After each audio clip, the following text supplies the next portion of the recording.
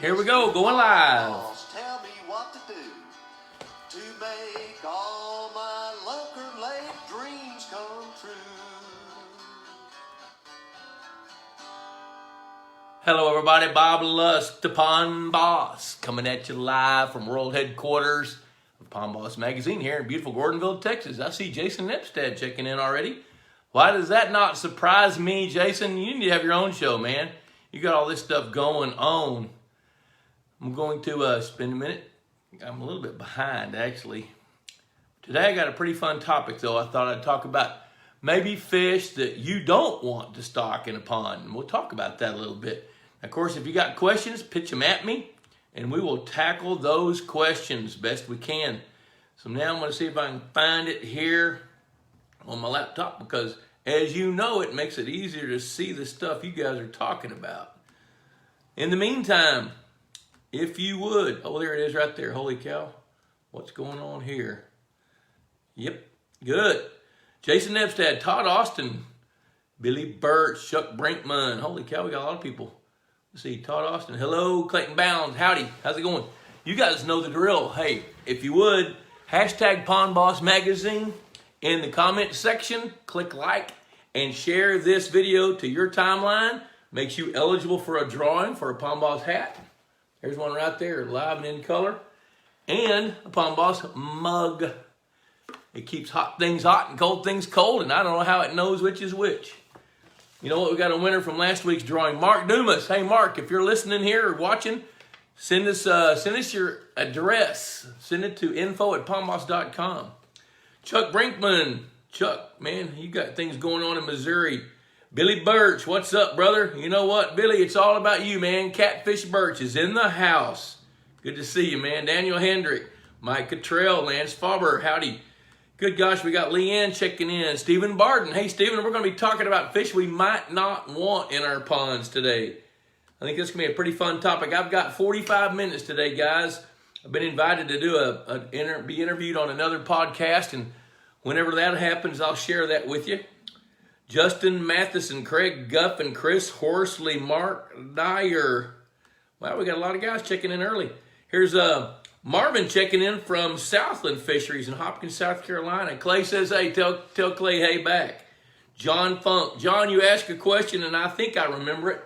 The question you asked was, you have a half-acre pond in northern Michigan, and you wanted to manage for largemouth bass, but it looks like the channel catfish have dominated, which that's a little bit unusual, but maybe not so much in a half-acre pond, because you can have way more channel cat in half an acre than you can largemouth bass, especially up in the northern part of the country. So if that's okay with you, that's okay with me. I see Jeff Gaxiola, Robbie Old, Freeman Sawyer checking in. Freeman, I got your email. I've been on the road. I will be looking at that property as soon as I can and get back to you on it. Jeff Gaxiola's got the deal. Hashtag Pond Boss Magazine. Click like.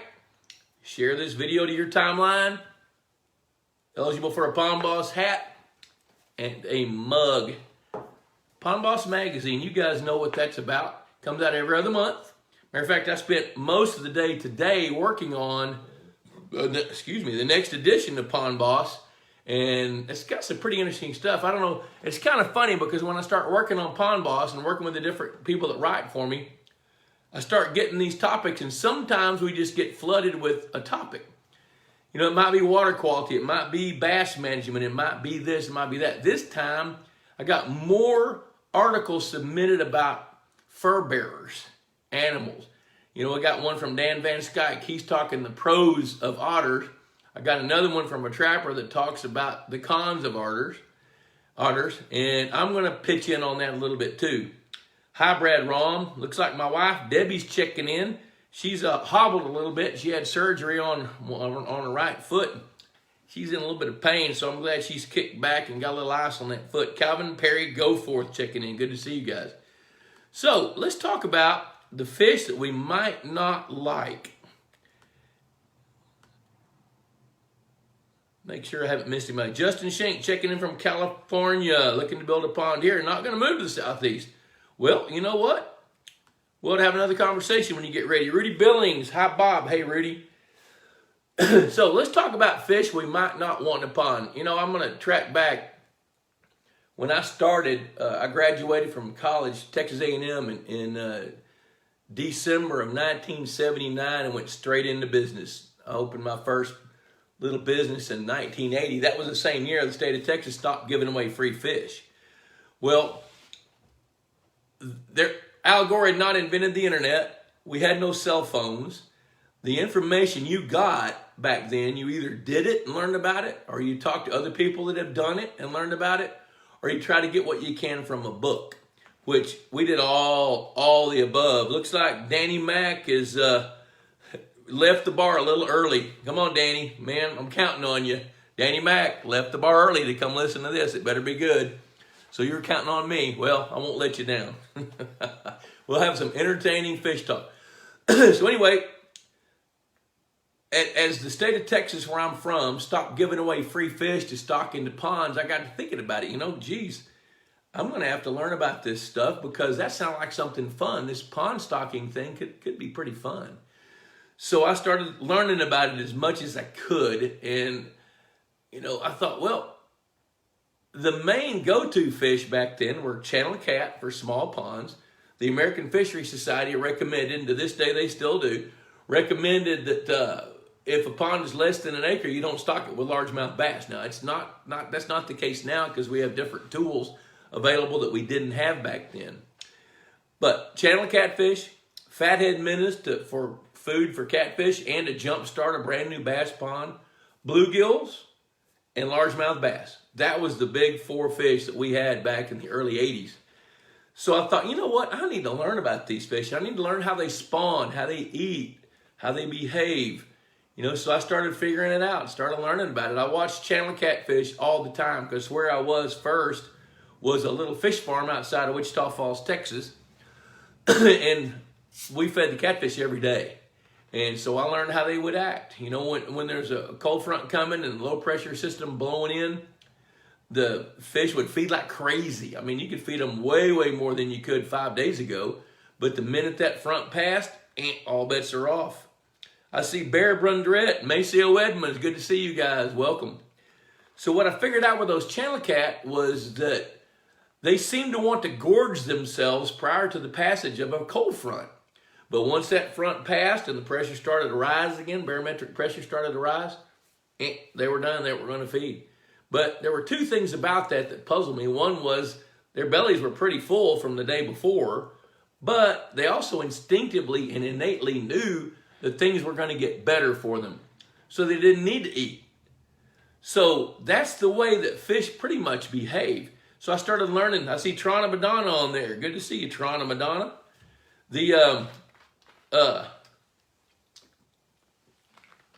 And channel catfish spawn last every year. They would spawn toward the end of May, 1st of June in central to north Texas.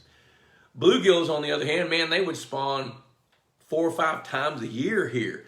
Fathead minnows, I noticed they spawned 5 or 6 times, and the babies started having babies when they were maybe 90 to 120 days old. But you better have a place for them to lay their eggs or they wouldn't spawn. They stick their eggs on the underneath sides of firm objects like wooden pallets. At that particular fish farm, we had a bunch of plexiglass laying around for some odd reason. So I took that plexiglass and attached it to some pallets, and then the pallets would float for a while, and they would lay their eggs all over that PVC, all over that plexiglass. So that was pretty cool. And then channel catfish, if they didn't have a place to hide, we had a bunch of old cream cans. And an old fish farmer told me back then, put those cream cans in the water 3 feet deep, face the opening to the south, and the catfish will spawn. And he was absolutely right, because I faced them in every direction. The ones facing south and water 3 to 4 feet deep had catfish in them every springtime, late when it was time to spawn. So I didn't think it was really enough for me to learn about the fish we want, because I was... as my career began to go a little bit and I saw some of the direction that I was going to go with the pond management business, I started seeing some things were a little puzzling. Like I remember going to a ranch down in South Texas near Laredo up the old Mines Road where Craig Govins says, I'm using tight lattice panel for fatheads. That's a great idea, especially if they use it. Anyway, there's John Wilson checking in. Anyway, so what what I found out, I had built a primitive electrofishing boat. And when I say primitive, that means I got electrocuted a couple times. I didn't die, but I got electrocuted. I had to figure it out. Well, I started shocking up some fish I hadn't seen. I knew what they were, but I hadn't seen them. Carp, some gar, some Rio Grande cichlids, gizzard shad. So I started looking at those fish, and I thought, you know what? It's not enough just to learn about the fish we want. I need to learn about fish that we might not want. And keep in mind, trying to get information 40 years ago wasn't the easiest thing to do. Let's see, Alex, no, do channel cats spawn in ponds 5 or 6 acres, or do they need creeks? Do they need a certain depth? Alex, I've made catfish spawn in a bathtub, literally, just to prove I could do it. Channel catfish spawn in ponds, yes they do, but I don't know that you want them to. So let's just start with channel cat. If you want a fish for meat, channel cat and ponds are hard to beat. Now, here's the thing about them, is people kind of think that just generally across the nation that channel catfish are scavengers. They're absolutely not scavengers. Now, they're kind of like a teenager. You know, if they go to the refrigerator and there's no meat and all there is broccoli, yeah, they'll eat vegetables. But that's not what their preferred meal is. But they're not going to root around in the mud and try to get stuff out of the mud. They'll eat plants, but they're really going to zero in on fish. And by the time a channel catfish hits about 2.5 pounds, it's a real active predator. It's going to compete. A 2.5 pound channel cat will compete with a 1 pound bass. And a 12 pound channel cat will eat a 1 pound bass. So keep that in mind. Now, channel catfish can be fed. Now, do you want them to reproduce? My tendency is no, you really don't.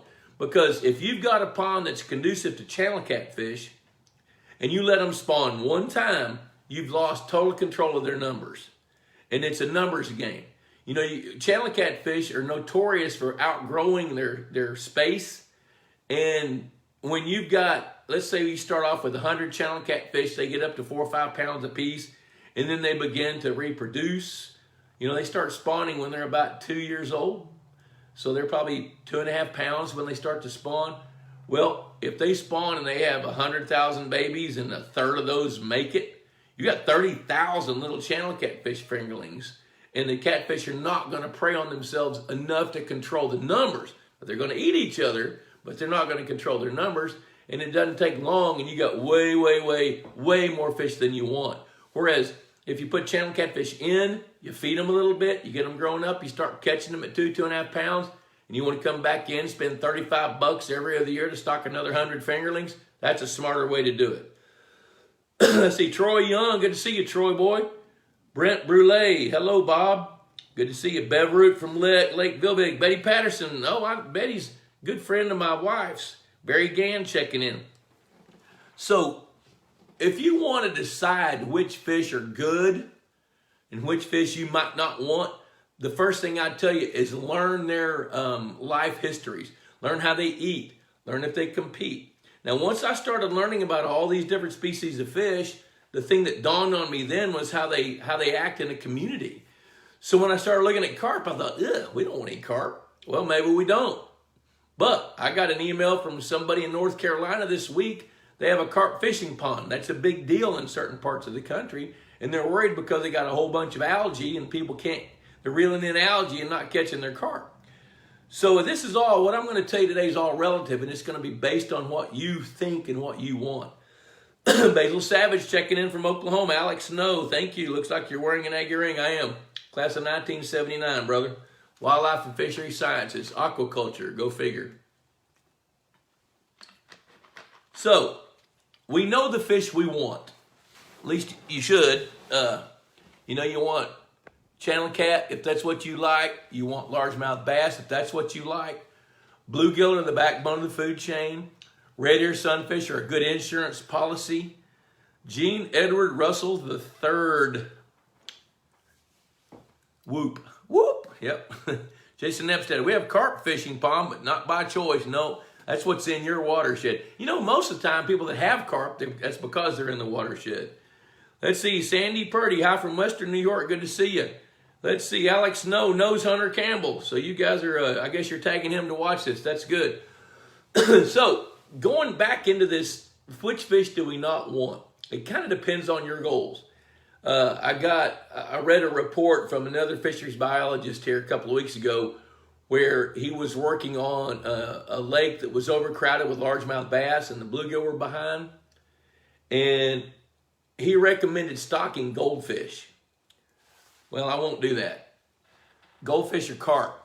And and of course I know what he's thinking. He's going to stock those goldfish in there, and those overcrowded bass are going to eat the goldfish, and he's going to assume they'll all get consumed. But think about that for a minute.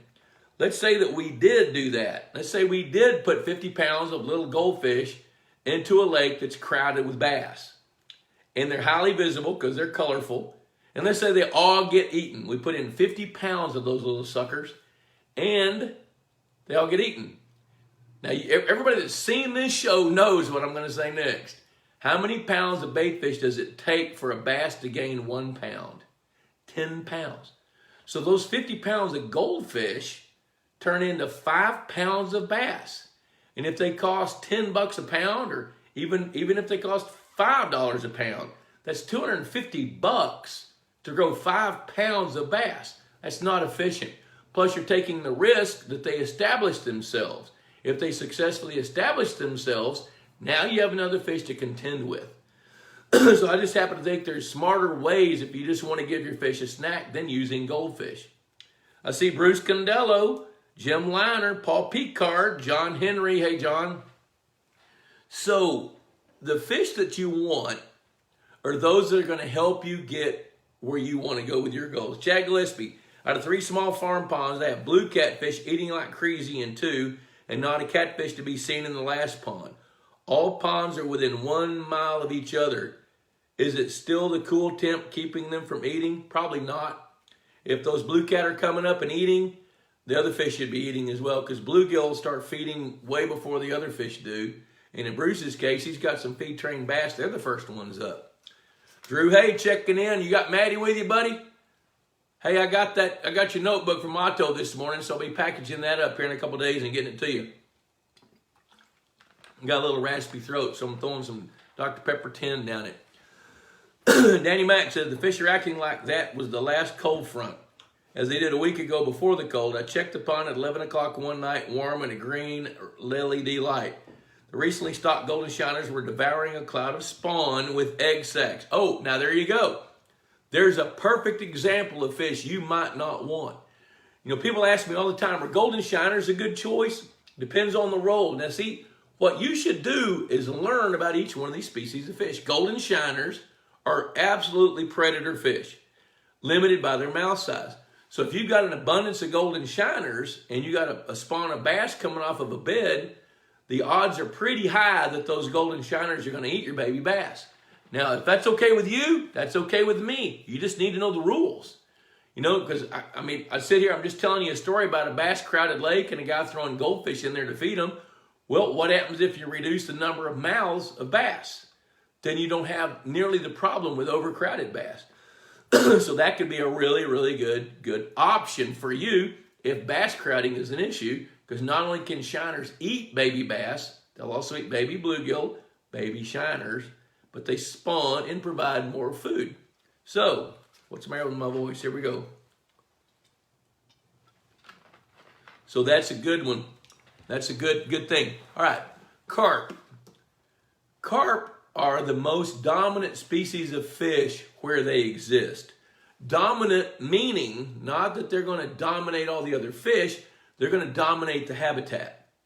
So where carp can reproduce successfully, they're going to be a fish that comes in and takes up more space, more productivity, lower on the food chain. That's how they can sustain their 250 to 400 pounds per acre, which limits productivity for the other fish that you might prefer. Gar. If your goal is to grow largemouth bass, gar eat largemouth bass. But now in this world, there's some guys that want gar. And there's guys that want chain pickerel.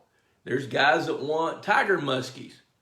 So part of your choices as a pondmeister is you got to decide which fish are good, which ones are bad. I'll tell you the one that I get more questions about than anything is crappie. I can't tell you how many times somebody will call me and say, hey, I've got about a site for a 3-acre pond. My goals are trophy largemouth bass, giant bluegills, and crappie. And I just kind of start chuckling inside because I know what I'm going to tell them, and it's not what they want to hear. Well, a 3-acre pond, you can have 2 trophy largemouth bass, unless you call a 3-pound bass a trophy. You can grow a few big bluegills, and the crappie, that's going to be the killer. Now, here's the reason. It goes right back to that life history I was talking to you about a while ago. When you have crappie, first of all, I have never met a person yet that wants to stock crappie in a pond for sport. They put them in there because they want something to eat. Bluegill are a great substitute for that. Well, here's the problem with crappie. They're top-end predator fish, limited by their mouth size, but a 10-inch crappie's got a mouth about that big, or a 10-inch bass has got a mouth about that big. So crappie is going to, and they're the first ones to spawn in warm water ponds every year. So their babies are coming off the beds way before the babies of other fish are coming off the beds. So they're turning around feeding on those fry that are coming off of the bluegill beds as well as the bass beds. So they interfere with reproduction. Plus, they're irregular spawners. They're not consistent at all. They may spawn this year and not spawn for 2 years and spawn 3 years in a row. So they're not real predictable. So the fact that they're top-end predators that compete with your other predator fish and tend to overpopulate and stunt at some point, and it's usually not a matter of if as much as it is when that they overpopulate, that makes them not a good choice for a small body of water. Now, people say, well, how big a lake do we need to be able to put them in there? Well, my comment to that is you really need 20 acres or better with crappie habitat, because they're going to live out in deeper water in the top half layer of that water in structure. So if you've got that in a 20-acre or bigger lake, you can have crappie. But if you got a 3 or 4 acre pond, I wouldn't put crappie in it. Let's see here. Mark Dyer, 3.5 acre pond, 8 feet deep. It has small bullhead and green sunfish left. What are the best fish to stock to help slow down bullhead and green sunfish to a point that desired fish can be stocked, like bluegill, red ear, maybe perch? Let's see here. With the bass. Well, you have stocked some largemouth bass, 12 to 18 inches. Okay, they're going to catch up. If you stock 200, 12 to 18-inch bass, I'm going to presume that they came from a source. Whether you bought them or you caught them, it doesn't matter. You're taking those fish out of the environment they grew up in, putting them into yours. Now, about 20 to 30% of those fish are going to thrive and they're going to do great. Another 25 or 30% are going to be average or above. The rest of them are going to deteriorate. But with 200 of them in a 3.5 acre pond, you've overstocked it. So what that means is they're gonna work on those bullheads. It may take them 2 years, but they will pretty much eradicate the bluegills. I mean the bullheads and the green sunfish as well. I would go ahead, if you don't have bluegill in there now, stock some adult bluegills. And for a 3.5 acre lake, I'd stock 350 to 500 adult bluegills, 5 to 7 inches long. They're going to reproduce enough to build the food chain as the bass are devouring the bullheads and the green sunfish. Justin Schenk says, how many people stock catchable size fish in a new pond? No one likes waiting. Yeah, I know we live in a fast food world, don't we? A lot of people do that. A lot of people go ahead and stock catchable size fish, but my job is to make sure they understand the consequences of that. You know, because if you, just like I just said, there's going to be a certain percentage of them that are going to thrive, another percentage that's going to be average, and another percentage that's just going to deteriorate. As long as you know that, you want to make that call, that's okay with me. Looks like Mark Hibden checking in from Newcastle, Oklahoma. Hey man, did you look at that Facebook page? You guys look at effing South Carolina if you want to get a huge laugh. Look at their Facebook page. Pure, outstanding humor. It's excellent. Let's see, Zach Russell. Not many that way some big money. Well, you know what? There's some guys with big money. Zach, there's some guys with some big money. And actually, I think the most money I've ever seen somebody spend on a small body of water had a guy that was 78 years old, stock a 9-acre lake, and he spent $70,000. But he was catching fish the next day. Now, he could, and he wanted to, and that's an exception. But if you want to stock a pond with feed-trained largemouth bass in good numbers that you can catch, that are a pound to a pound and a half, adult bluegills, some good minnows to kind of shiners or something to give them a jump start, you're going to spend probably in a 3-acre pond $5,000 to do that. You know, and heck, there's some guys who'll spend more than that on a vacation. Let's see, Paul Picard says, I used to spawn chain pickerel for a group of pond owners who love them. It's an interesting dynamic. You know what, that's right. Used to, I'll tell you this, I would look at fish as bad fish, but now I look at fish as, are they appropriate? And if they're not, that doesn't make them bad, it just makes them inappropriate for that body of water. Looks like Sydney Goodwin's checking in. All right, Justin, best answer ever. Hey, thanks, man. Keep it going. Let's see here. Jason and Zach are arguing about McFadden Lake. Crappie are useless because you can't eat them. They got to go. Oh, yeah, you can eat them in your lake, but is that what you want? Your lake is big enough. Oh, they're fighting. Don't pick on each other. Alex Snow, ever heard of putting old hay in a pond to help with green slime algae? I've had people use barley straw to do that, and that seems to disrupt their life cycle. But we also use tilapia. Now, in some states, tilapia aren't a good fish because they're illegal. I don't know why, because they're going to die when the water gets cold. Now, I won't stock tilapia in Texas south of a line going east and west through Waco because the risk of them surviving is high, and I don't want them to because they have a job to do, and then they need to go away. So what are some other bad fish? Blue cat. I have people, here's a common thing. I'll talk about blue cat for a minute. Blue cat get so big that they'll dominate a pond. I worked on a lake, I can't remember how big it was, I think 20 acres. They had a bass fishing club there, and the bass anglers were getting upset because they had blue cats tearing up their tackle. So I went and analyzed that lake, and we shocked up some blue cat, but I set some trot lines as well. Overnight, we caught a 52-pound blue cat that had a 3-pound largemouth bass in it. Now, that doesn't make a blue cat bad, but that makes it bad for that lake, for that environment, because those people wanted a bass fishing lake. All right, let's see. Todd Corey, how many and what type of fish for a 1/3 acre, 15-foot deep dug last year in Michigan? Well, you know, I'd kind of lean towards smallmouth bass, yellow perch, and pumpkin seeds in your part of the country. That's what I would do. Jason Nepstead says, we purchased a few hundred feed-trained 3 to 4 inch bass and hybrid stripers, and they all just disappeared. That's because you put them in 100 acres of water. What you could do with those fish is if you had a big enough cage, you could feed them in the cage to get them used to your dock and have your feeder going off 3 times a day. Have them in that cage for a week or 10 days and feed them. Then when you release them, they're conditioned to that dock, to that feed, if you want to try that. Danny Mack, I want to stock more fish like a few hybrid stripers, but I have large channel cats and 17-inch bass. You could stock some hybrid stripers if you want, but I'd make sure they were 8 to 10 inches long. And it's not easy to get those. Overton's Fishery in Buffalo, Texas, have those, and they'll transport them for you. So why not? I think you could do that if you wanted to, Danny Mack. But your channel catfish and 17-inch bass, they might eat some of them, but they're not going to be likely to eat an 8 to 10 inch hybrid striped bass, especially one that's in some open water and you're feeding it. That's and feeding the pond. I think that's a pretty smart deal. Hey guys, remember, 25 Pond Boss Magazine, $35 a year. You've heard the spiel before. We appreciate. I noticed seems like now each show at least one person subscribes to the magazine, and I see the email come across my feed as you guys do that. Clint Loveday.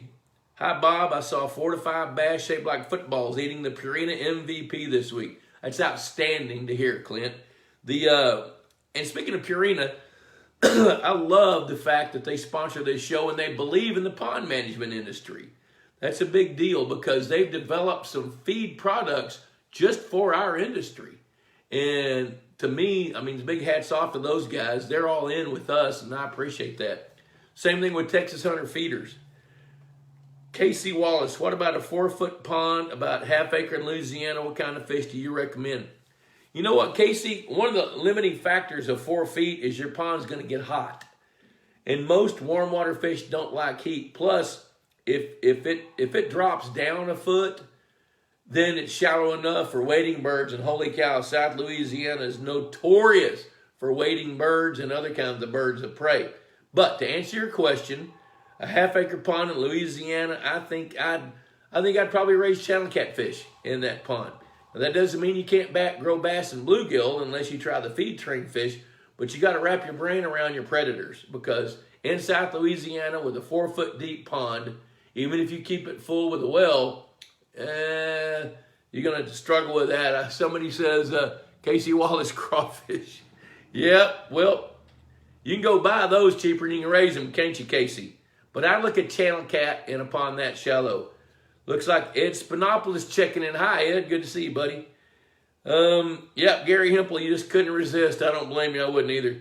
Justin Shank, what's the best feed for 4 to 8 inch channel catfish fingerlings in 1/4 acre? I would use Purina's Pond Chows. That's the grain-based fish food, 32% protein, which is great for channel catfish. Remember the comment earlier about catfish, channel catfish being like teenagers? They're omnivorous, so they don't have to have fish meal in a high-protein diet like carnivore fish do. So you could feed those some of the Purina Pond Fish products. Which product is based on how big the catfish. 4 to 8 inch channel catfish fingerlings, I'd probably use the Pond 2000, one of those like that. So what other fish might we not want?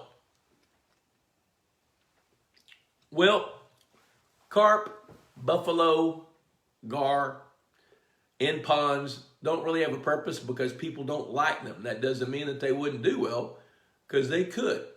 But that's not fish we want. What about gizzard shad? Gizzard shad.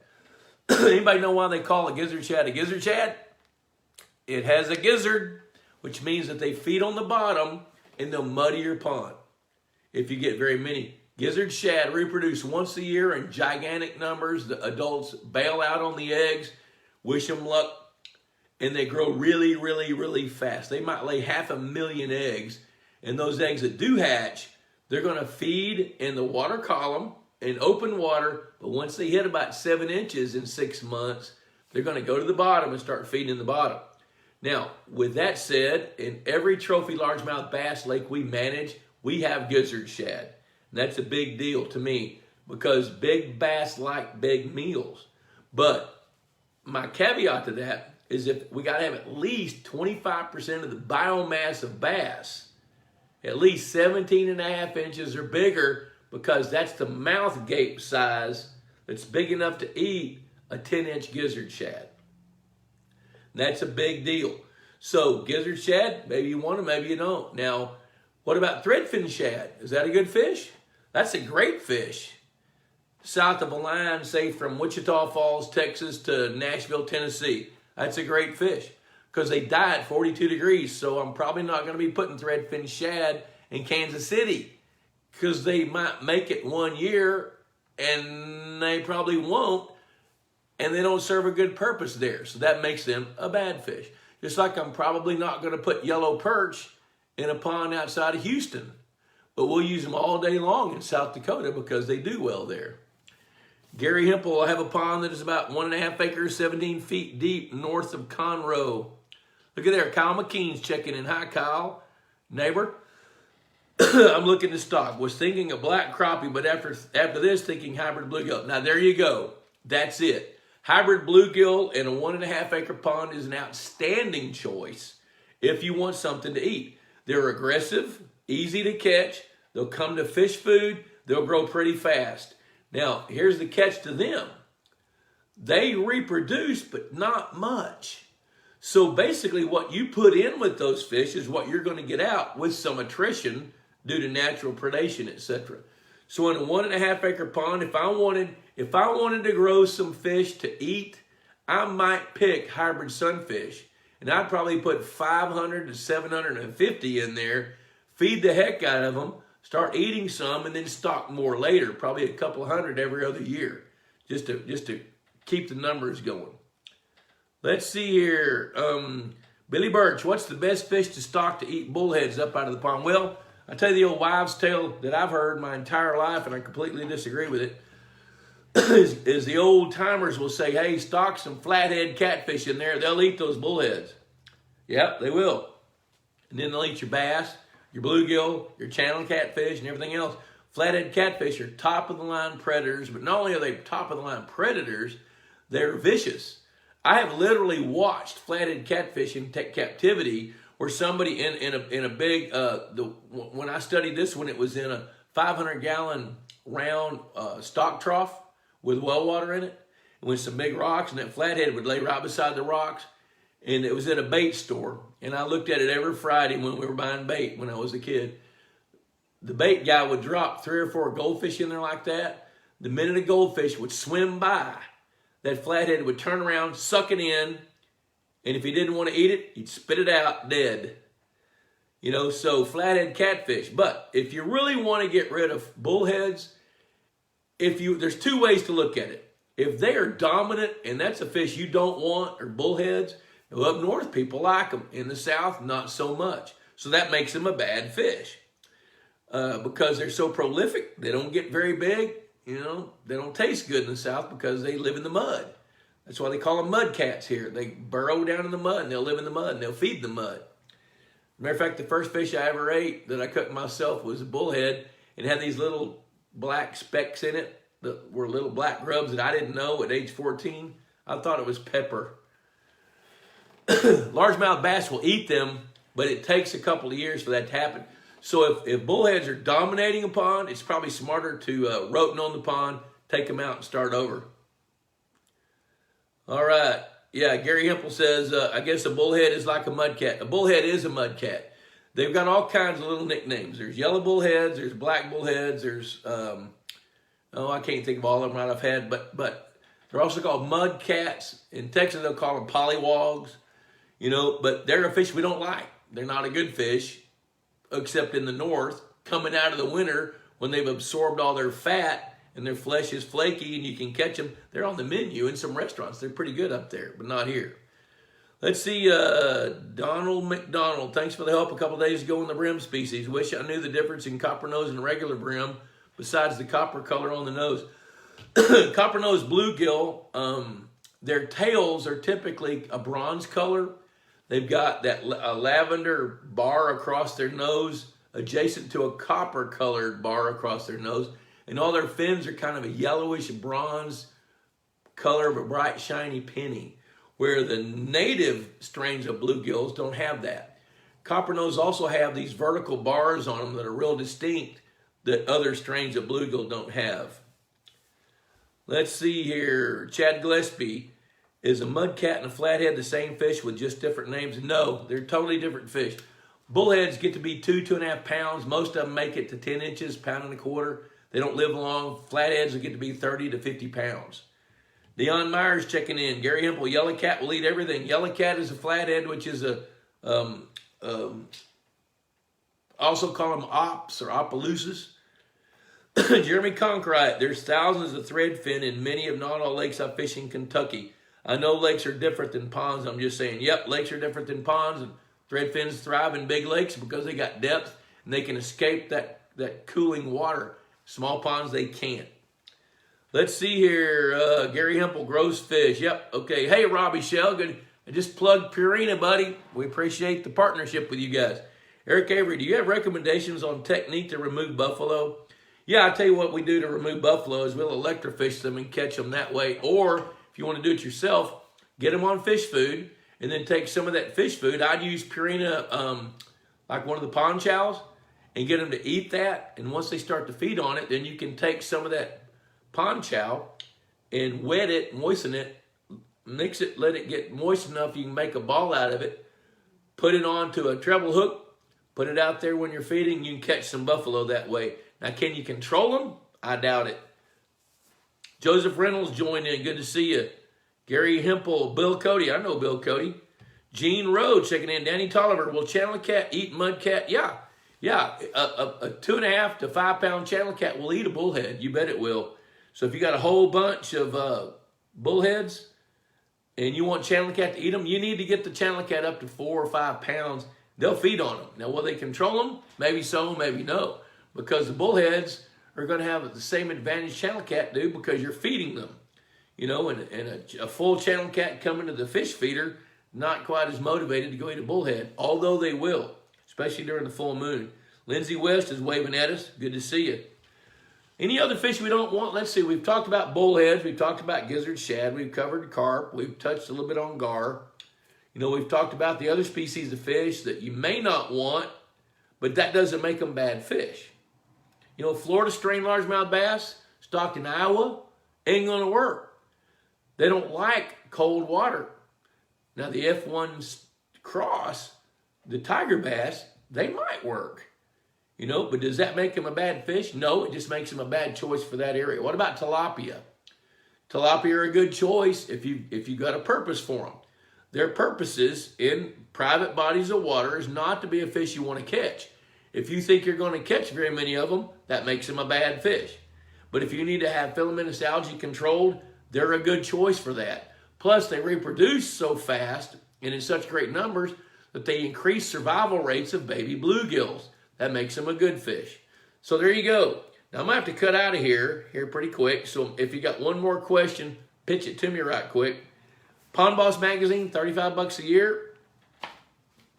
Worth every penny of it. One of my favorite comments was from a Pond Boss reader a few years ago. He says, you know, Bob, a lot of what I read in Pond Boss I kind of know, but I pick up at least 1 or 2 nuggets for every issue that I didn't know. And that makes it worth it to me. So, what other fish do we not want? Buffalo, we really don't want those. Golden shiners make the choice. Let's see, Chad Gillespie, how bad do turtles hurt the fish population? They really don't. Turtles don't really hurt the fish population. Now, what they will do is they'll disrupt spawning, and they'll eat a lot of fish food. You know, I mean, my feeder went off yesterday evening about this time, and I was sitting out there watching it, and it looked like a herd of submarines coming right toward that feeder, and there were probably 40 turtles out there. So we're going to have a little second right amendment show to teach some of those turtles, or we might trap them and relocate them. No, we won't. We'll shoot them. So they don't really hurt the fish population, but they can disrupt some of the life cycles. Like when there's a bunch of bluegill on a nest and turtles come in, the bluegill defend the nest, but the turtles are big enough that they don't have to be, you know, might not run them off, because I've watched them do that. Clayton Bounds, I hear that if you buy a 2-year subscription, you learn twice as much. I love that. That's a great place to stop. Great idea. I love it. Bruce says, I don't love golden shiners because they seem to compete with young of the year for zooplankton. Yes, and they eat young of the year sometimes. You know, a 7-inch golden shiner, I've watched it pick through zooplankton, and on its way will eat little bitty bass as they're rising off the beds. So if that's something that you don't want, don't do it. Shoe pick, Brent Brule, he's from, must be from South Louisiana. A shoe pick is a, oh, come on now, Lusk, you know what it is. Come on, I'm struggling with it a minute. It's not a warmouth, it's not a goggle eye, not a drum. Well, I know what it is, but it ain't coming to me. Help me out. I don't want to quit on this. What's another word for shoe pick? Okay, I'm gonna have to look it up, put it back, put it up here. Bowfin, that's it. Yeah, attaboy. Thanks a lot. That's what it is. Yeah, bowfin. Now, in East Texas and Western Louisiana, I come across shoe pick, bowfin. I come across those pretty often. And you know what? They don't really disrupt the fishery, but they do compete. You know, and they're kind of fun when I come across them because they're cool-looking prehistoric fish. I have never come across a fishery that was dominated by those fish, but I have come across several fisheries where the shoe pick live, nothing else does, because they either eat it or run it off. So, hey, I got to get going. You look at these guys chiming in here. Bowfin, it's a bowfin. Yep, I knew it was a bowfin. I just couldn't think of it. Appreciate it, guys. All right, Pond Boss Magazine doesn't cost you money, it saves you money. That is an absolute truth. $35 a year. Hey, I got to go. Fixing to be interviewed on another podcast, and after I figure out how to get to it, I'll post that on the Pond Boss Facebook page and let you guys in. Hey, thanks for joining me tonight. Appreciate you being fans, and we will see you next Wednesday.